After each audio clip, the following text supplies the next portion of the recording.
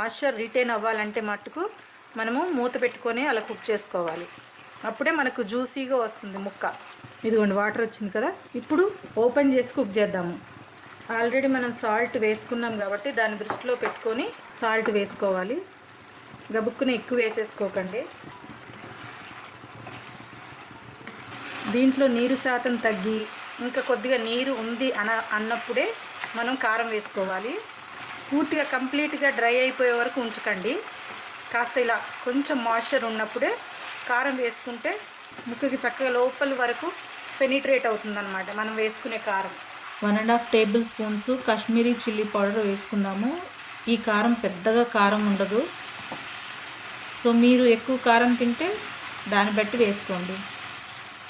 ఇలా బాగా కలుపుకున్న తర్వాత కొద్దిగా కరివేపాకు, చీల్చిన 4 పచ్చిమిరపకాయలని వేసి బాగా కలుపుకోండి. కరివేపాకు మస్ట్ అండి, ఎందుకంటే కరివేపాకు వల్ల మంచి సువాసన పడుతుంది చికెన్కి.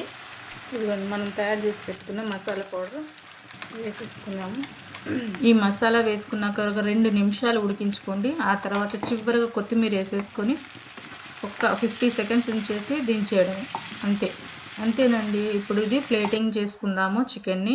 చూసారా ఇది బ్రెస్ట్ పీస్ ఎంత జ్యూసీగా ఉందో. నేను చెప్పిన టిప్స్ని ఫాలో అవ్వండి, ఈ విధంగానే వస్తుంది. ఈ వీడియో కనుక మీకు నచ్చినట్లయితే లైక్ చేసి, షేర్ చేసి, సబ్స్క్రైబ్ చేయడం మర్చిపోకండి. Thank you.